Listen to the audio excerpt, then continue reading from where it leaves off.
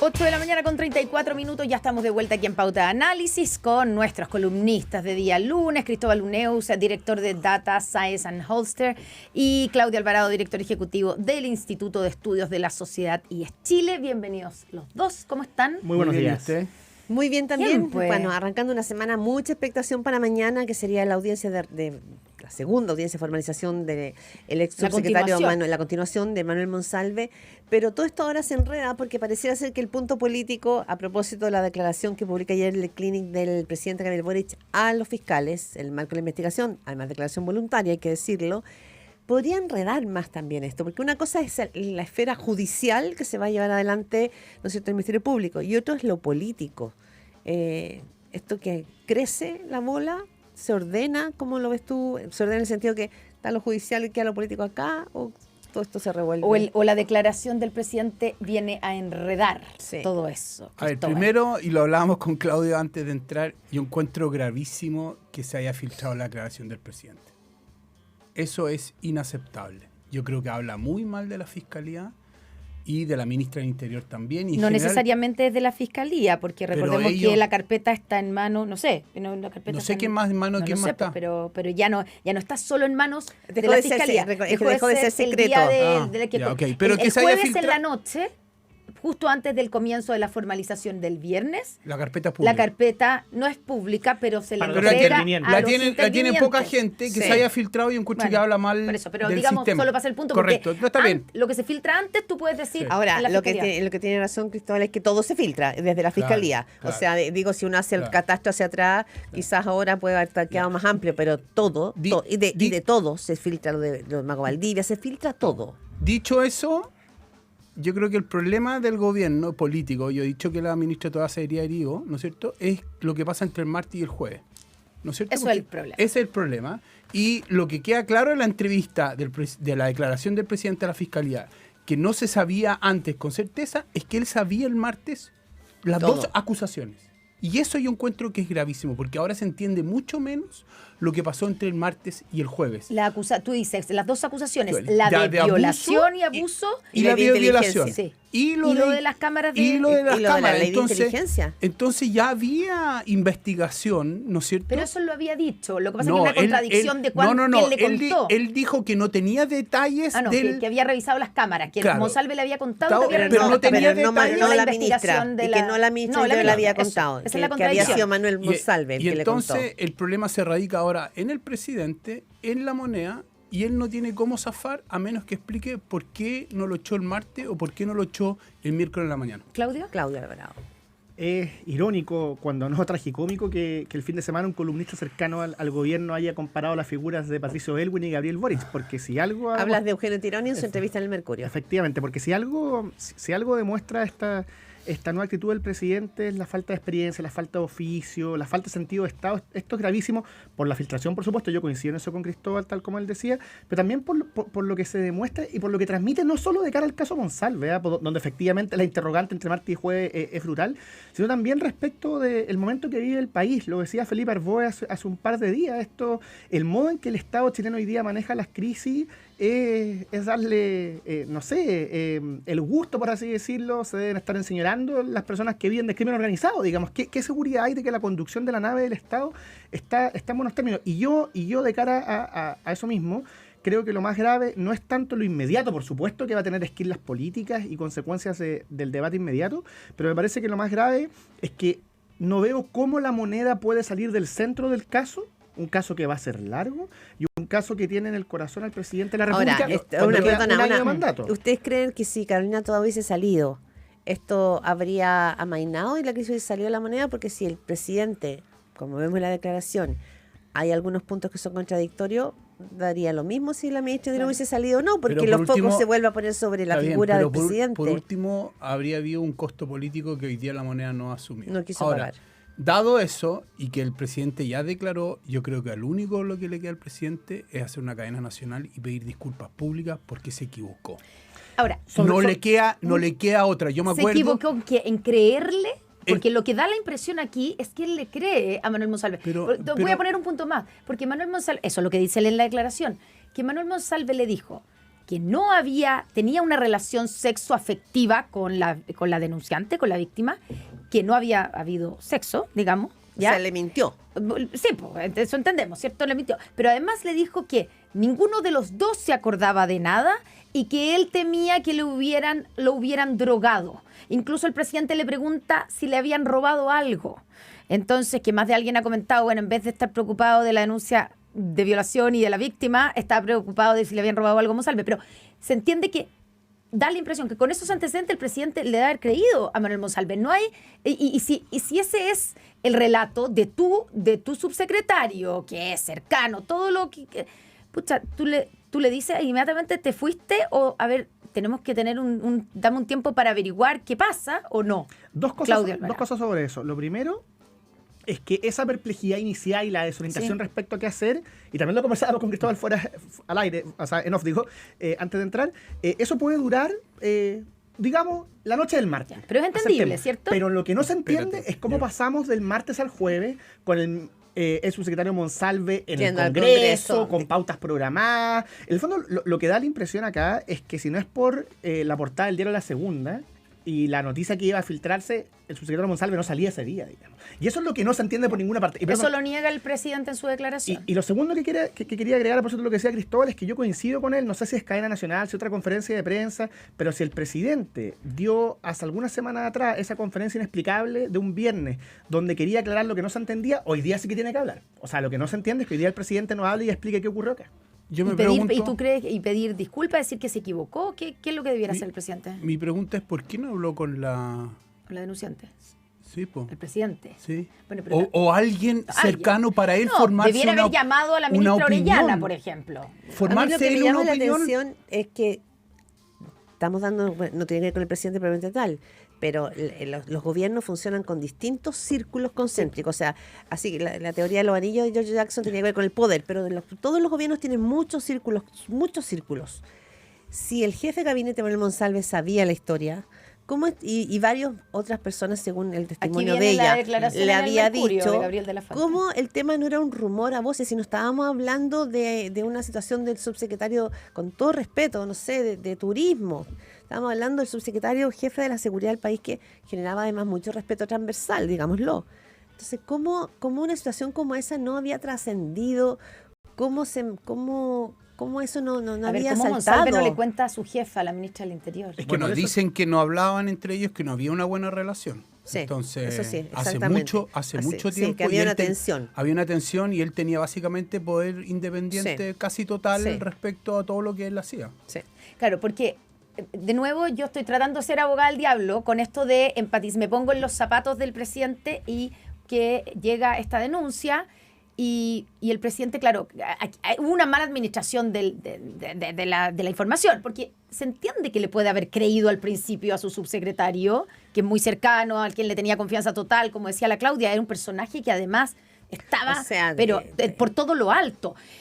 Ahora, lo que no se entiende es, por ejemplo, que el miércoles, y él en su declaración insiste en lo que había dicho en esa conferencia de prensa, él no tuvo contacto ni supo nada de Monsalve. Entonces uno dice, ¿y quién?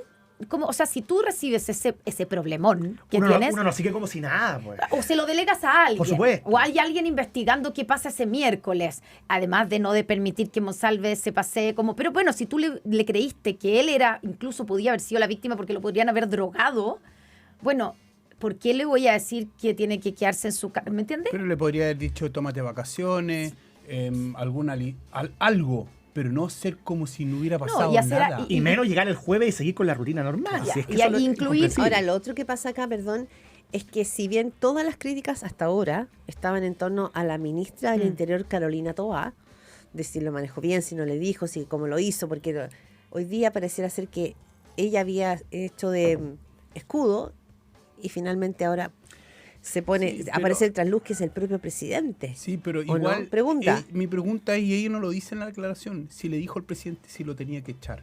Si ella le dijo. Si ella le dijo, porque ella lo que... Es que no, porque la declaración es a los fiscales. Sí, entonces el fiscal no le importa esa parte, claro, no le importa si le gusta. Bueno, ¿y usted quiso echar al ministro o no? Pero yo creo que eso es importante porque ella tiene mucho más experiencia que el presidente. Sí, pero la declaración es a los fiscales, entonces esa arista no cabía ahí. Como bueno, entonces yo cuando supe esto dije voy a echar, ¿me entiendes? Como que a lo mejor no cabía ahí, y seguramente eso va a quedar en el registro más íntimo de esos encuentros, Sí, por supuesto. ¿no es cierto?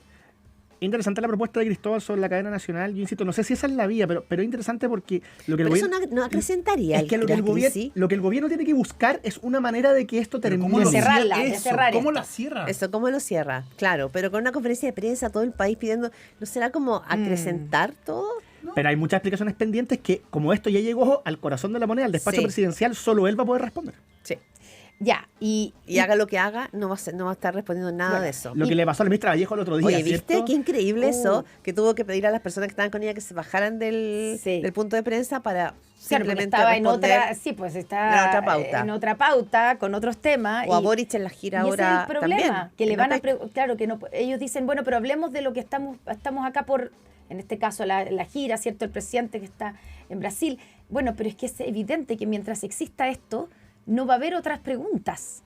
Y ese es el drama, que tienen que ver cómo lo cierran o cómo sacan al presidente, ¿cierto? De este problema. Y el problema es que el presidente mismo, él se puso Efectivamente, y es en un el drama, centro del es un drama del para el problema. gobierno y, como hablábamos antes, también es un drama para el país, porque los problemas que hay son demasiado grandes como para que el gobierno no haga un esfuerzo en despejar esto, pero eso nuevamente depende solo del presidente. Ahora, insisto en el punto de como que uno reconstruye y ustedes sí entienden que, porque me imagino que el presidente cuando hable, si es que habla, que estoy de acuerdo con ustedes, que en algún minuto va a tener que hablar, él va a decir que Monsalve le mintió, y que él le creyó a Monsalve, ¿cierto? Quizás. Y eso no es comprensible o es falta de experiencia, A ver, Cristóbal, porque yo hoy día estamos todos hablando con el diario del lunes, del Sí, martes, el miércoles, sí. todos los... No, sí, siguiendo la idea de Claudio, el argumento de Claudio.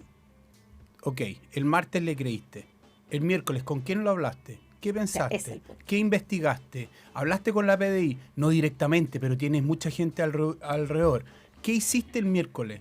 Porque el jueves lo echaste porque iba a salir en la segunda. Eso hoy día queda claro porque Monsalve estaba haciendo su vida como si nada hubiera pasado. Claro. Y esa es la parte, yo encuentro que es súper, súper grave.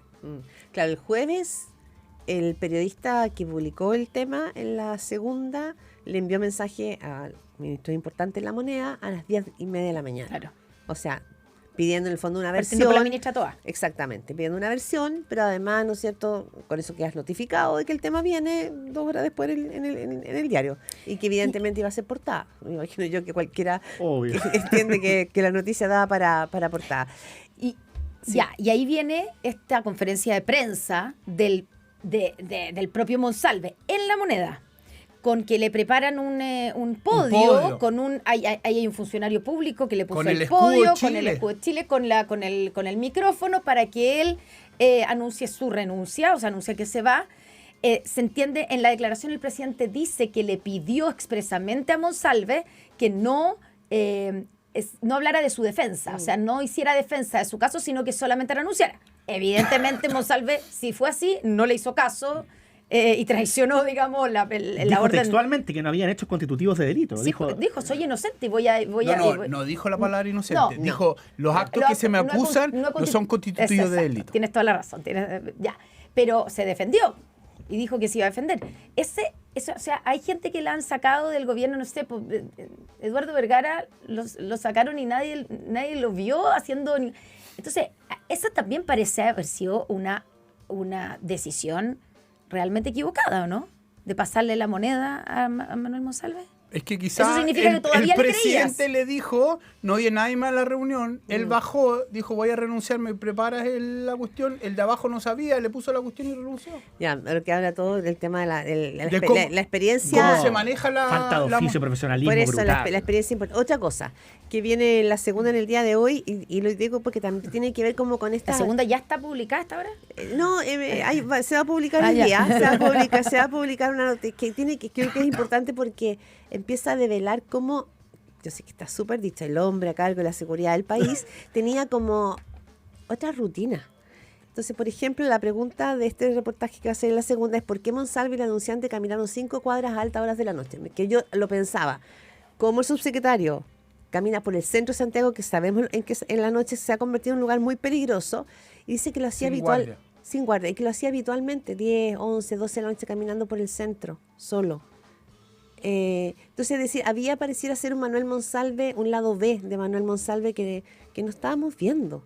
No, ¿no? sin duda. O sea, si es que los hechos, El lado B, los hechos que se le imputan, y dado que son absolutamente verosímiles, terminan acreditándose, las preguntas obvias que van a surgir ¿Cómo como nadie se dio cuenta que había una persona que tenía una apariencia, una forma de funcionar y un lado más, nadie sabía que no había y lamentablemente van a empezar a cuestionarse. Esto aún no ocurre porque estamos demasiado enfocados en lo que rodea el caso mismo, ¿cierto? Pero van a empezar a cuestionarse y levantarse preguntas respecto a otros episodios relevantes durante este gobierno en que Manuel Monsalve ha sido protagonista, digamos. Sí, tal cual. Oye, y el rol de Gabriel de la Fuente que viene, tú lo habías nombrado, viene hoy día su declaración o parte de la declaración, el jefe de gabinete, recordemos, era el jefe de gabinete de Manuel Monsalve, la persona más cercana, y quien supo, no sé si primero, pero antes que todos. Claro, el 10 de octubre. El 10 de octubre él dice que Monsalve le contó lo que había pasado, o parte de lo que había pasado, que le dijo que no se acordaba de nada. Y ahí, pero que efectivamente había un problema con una denuncia, no había habido denuncia todavía, pero uno se pregunta si el jefe de gabinete y otros funcionarios que supieron del entorno de Monsalve no debieran haber hecho algo. Tú decías, pero ¿cómo esto no se supo? Si estamos hablando de una cosa gravísima y ya la sabían varios. Pero más allá de que si alguien, ¿cómo no se supo como rumor? Si no debieran haber hecho algo ese equipo. ¿O le deben lealtad absoluta son funcionarios públicos? Son funcionarios públicos, tienen la obligación de denunciar un delito que se pone en su conocimiento. Hay que ver exactamente qué les dijo Monsalve. También aquí él le podría haber mentido a mucha gente, pero al menos surge la duda sobre si no debieron haber denunciado. Oye, hay una... Perdón. Es complejo, pero yo creo que sí, él debería haber contado más arriba. ¿Quién? Gabriel de la Fuente. Ahora es que también es todas complejo, estas cosas, pero, mira, pero al final estamos del en día... un momento en que la política está moralizante para todos los lados, ¿ya? Entonces también hay que ver cómo funcionan las condiciones humanas, más que las lealtades, los condicionamientos humanos, porque también ahí puede pasar que era el jefe. Sí, pues. Y se podría haber sentido desleal, no sé. Oye, quedan pocos minutos, me voy a cambiar de tema, pero tiene que ver con los dos, con la pelea en Santiago, Claudio Rego, Francisco Rego. Brevemente, porque si se decía que de la elección municipal reciente lo que había ganado era la prudencia, como que era el revival de una forma de hacer política distinta, ganó la derecha, pero tampoco había arrasado, como que estábamos de nuevo en un país como más sensato. Estas elecciones no están como un poco disvariadas. Cristóbal Uneus. A ver, yo creo que... Está tomando otro tono. Se juega mucho en esta elección. Entonces, y existe la sensación de que esto va a estar muy peleado y por lo tanto todo voto vale.